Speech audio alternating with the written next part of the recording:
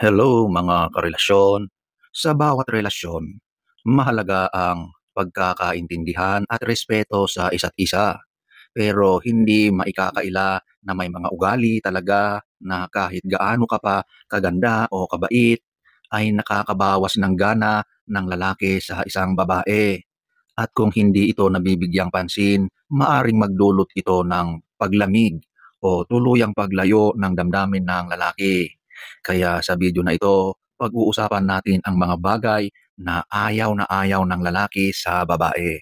Mga red flags na madalas hindi napapansin pero napakalakas ang epekto. So huwag na tayong magpaligoy-ligoy at alamin. Number 1, hindi maka-move on sa ex. Isa ito sa pinakamasakit at nakakabawas ng kumpiyansa ng lalaki. Yung babaeng malinaw na wala pa ring closure sa nakaraan. Laging nababanggit yung ex niya.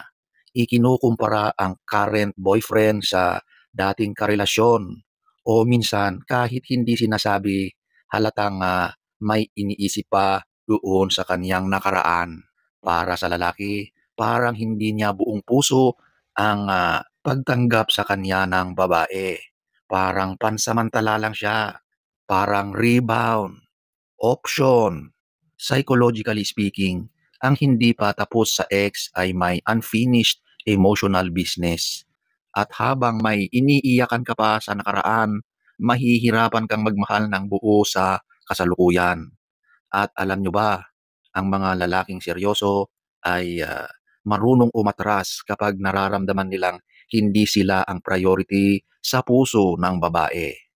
Kaya kung nasa bagong relasyon ka na, kailangan mong linisin ang puso mo mula sa multo ng nakaraan dahil walang lalaking gustong makipagtagisan sa alaala ng ex mo. Number 2, laging ikaw ang pinagbabayad. Isa ito sa pinakamalaking turn off para sa maraming lalaki. Yung palaging umaasa ang babae na siya ang sasagot sa lahat ng gastos.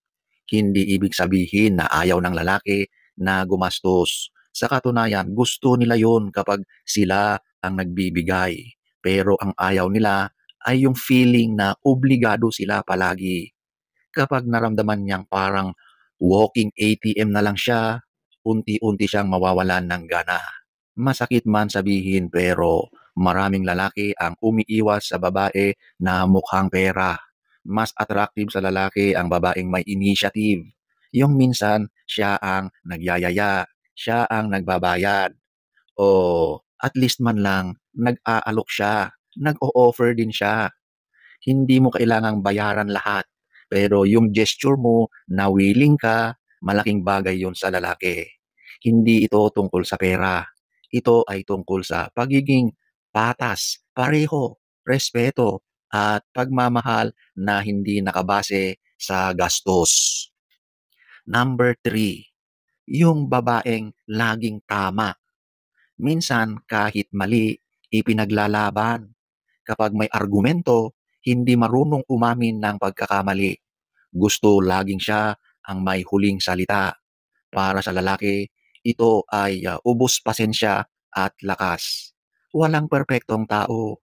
Kaya ang babae na marunong magsabi ng, "Sorry, mali talaga ako," ay mas minamahal at nirerespeto ng lalaki.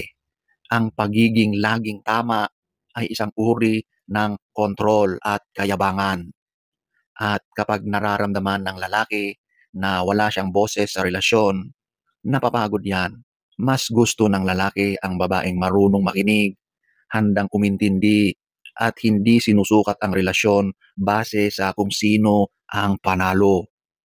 Mature na babae ang kayang tanggapin ang pagkakamali at handang matuto sa mga pagkakamali. Number 4, lulong sa luho. Maraming lalaki ang natatakot o umiiwas sa babaeng materialistic. Yung tipong hindi masaya kung walang bagong bag, bagong sapatos, o luxury items. Ang iniisip ng lalaki, paano na kung hindi na sapat ang ibinibigay ko? Mawawala na ba ang pagmamahal niya? Kapag nakita ng lalaki na mas mahalaga sa babae ang mga bagay kaysa relasyon, nawawala ang sense of security niya bilang provider. Ayaw ng lalaki ng babaeng parang palaging may shopping wish list sa bawat linggo. Hindi ito tungkol sa ayaw niya sa mga magagandang bagay, kundi sa pressure at expectation na para bang sinusukat ang halaga niya base sa kaya niyang ibigay. Mas gusto ng lalaki ang babaeng marunong makontento, marunong mag-ipon at may pangarap, hindi lang sa material kundi sa personal growth. Number 5, sobrang mahilig mag-post sa social media. Hindi naman masama ang mag-post paminsan-minsan, pero kung lahat ay kailangang i-broadcast mula sa pagkain, away, tampuhan, at maging sa personal na buhay, nakakabawas ito ng respeto. Ang lalaki ay natural na protektor ng privacy. Gusto niya ang mga bagay sa pagitan niyo ay kayong dalawa lang ang nakakaalam. Kapag ang babae ay sobra sa oversharing, para bang mas mahalaga sa kanya ang validation ng likes at comments kaysa sa relasyon mismo. At kung may problema kayo, imbes na kausapin siya, ang inuuna ng babae ay ang social media, magpo-post ng mga patama. Para sa lalaki, ito ay isang senyales ng emotional immaturity. Ang tunay na pagmamahal ay pinoprotektahan, hindi para i-expose. Kung gusto mong seryosohin ka ng lalaki, matutong panatilihin ang boundaries sa pagitan ng online at tunay na buhay. Number 6, obsessed sa kanyang itsura. Maganda ang babae na maayos sa sarili, malinis, presentable. Pero iba ang pagiging maalaga sa sarili kaysa sa pagiging obsessed sa sarili. Kapag ang babae ay halos buong araw nakaharap sa salamin, todo filter sa lahat ng larawan, at parang ayaw lumabas ng bahay pag hindi ayos ang kilay. Para sa lalaki, ito ay nakakapagod na pressure. Ang masaklap pa, minsan masyadong concerned ang babae sa itsura niya kaya nakakalimutan na niya ang emotional na koneksyon. Hindi naman physical beauty ang talagang hinahanap ng lalaking pangmatagalan.